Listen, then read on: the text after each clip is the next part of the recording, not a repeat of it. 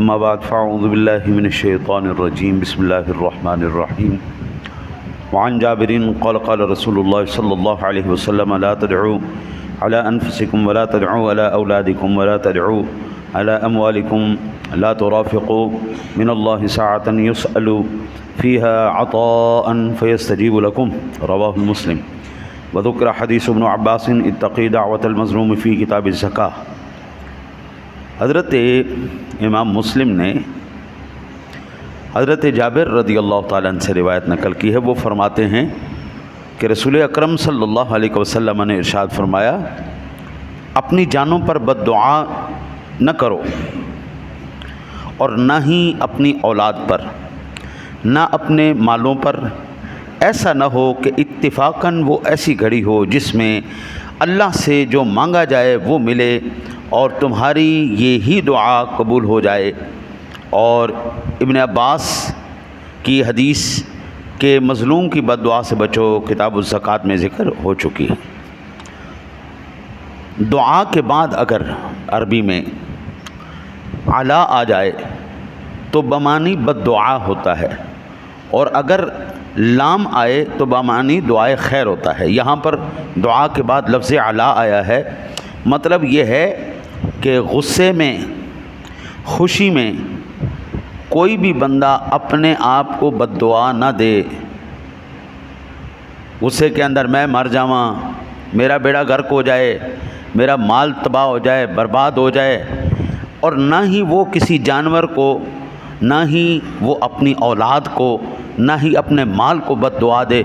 اللہ معاف کرے، اپنی اولاد سے کہے جا دفع ہو جا، مغرور لے جا، مر جا۔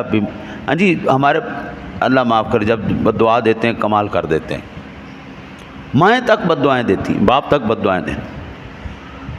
حضرت دعا مسلمان کا ہتھیار ہے، اور ہتھیار ہمیشہ سوچ کے، تحمل کے ساتھ، اور جب انتہائی وقت آ جائے اس وقت استعمال کیا جاتا ہے۔ یہ ایک عام ذی شعور انسان کے لیے ماں باپ کی، استاد کی، مرشد کی، گرو کی، یہ 5 ایسی دعائیں ہیں قبلہ جو اگر مل جائیں تو بیڑا پار ہے، اگر بد دعا ملے تو بیڑا غرق ہے۔ دنیا کے اندر میں نے بڑے بڑے فنکار لوگوں کو، اہل فن لوگوں کو صرف اپنے ماں باپ کی بد دعا کی وجہ سے رلتے ہوئے دیکھا ہے۔ بڑے بڑے فنکار لوگ، یہ نہیں کہ ان کے پاس فن نہیں ہے، وہ اہل فن بھی ہیں، لیکن ماں باپ نے بد دعا دی، بیڑا غرق ہو گیا، ساری زندگی ان کے پلے کچھ بھی نہیں رہا۔ میں ایک منظر مجھے یاد آیا، ہمارے ہاں ایک دوران طالب علمی ایک ساتھی آیا، ہمارا طالب علم بچہ تھا، ہمارے ساتھ ہی پڑھتا تھا۔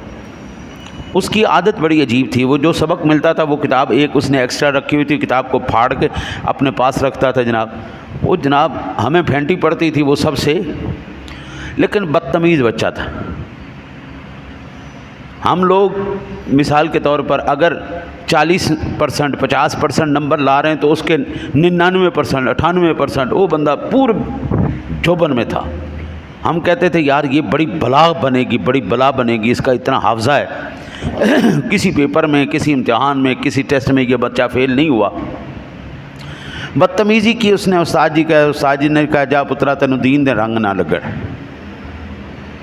حضرت حافظ بھی کمال کا، عالم بھی زبردست، فن کا ماہر آدمی، ہم لوگ تو کتابیں کھول کے دیکھتے ہیں، اس کو اللہ نے حافظہ اتنا عطا فرمایا کہ کمال، لیکن آج بھی وہ بندہ مزدوری کرتا ہے، کہیں مسجد میں امامت اس کو نہیں ملی، استاد کی بد دعا لے کے بیٹھ گئی۔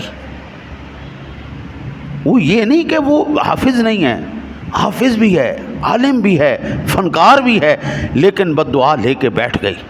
ماں باپ کی بد دعا، ماں باپ کو مذاق میں بھی بد دعا نہیں دینی چاہیے۔ دعا کرنی ہے تو اس کے لیے دعائے خیر کرو، اللہ اس کی خیر کر۔ اور بالخصوص جو ہم نے پچھلے حدیث پڑھی ہے اس سے یہ پتہ چلتا ہے جو پیچھے دعا کی جائے، غیر حاضری میں جو دعا کی جائے وہ سب سے زیادہ مقبول ہے۔ تو اولاد سامنے نہ ہو بچہ سامنے نہ ہو، مرید سامنے نہ ہو، آپ کا جو وہ سیکھنے والا بچہ ہے وہ سامنے، بعد میں دعا دو تاکہ اللہ تعالیٰ اس کے لیے آسانیوں کے سبب بنائے، اس کے لیے کامیابیوں کے سبب بنائے۔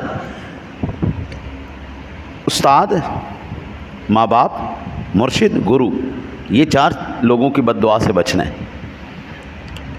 ان کی بد دعا کبھی نہیں لینی۔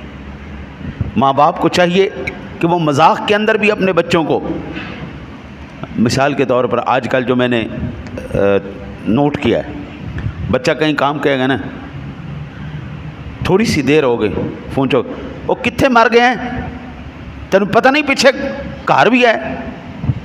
وہ اللہ کے بندے تجھے کیا پتہ یہی الفاظ تیرے اگر قبول ہو جائیں۔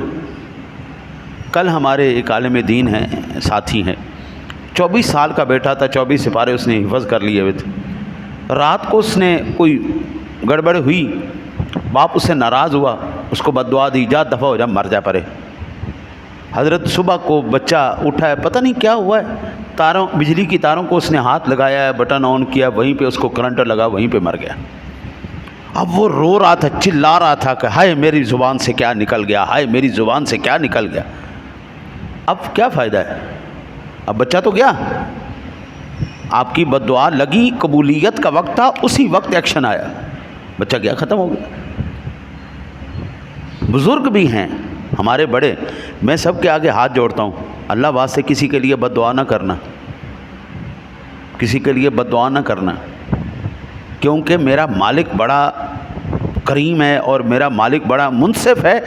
اگر تو نے کسی کے لیے تکلیف کا کوئی سامان پیدا کیا ہے، حضرت دنیا میں تو کچھ بھی نہ لے کے جا، اس کے بدلے میں تو نے کسی کو تکلیفیں دی، تو بالکل ٹھیک ہے، تجھے کوئی عذاب نہیں آیا، قبر میں اللہ لے گا، حشر میں اللہ لے گا۔ اور یہ 2 مقام سب سے خطرناک ترین مقام ہیں، اگر قبر میں حساب ہوا یا حشر میں حساب ہوا۔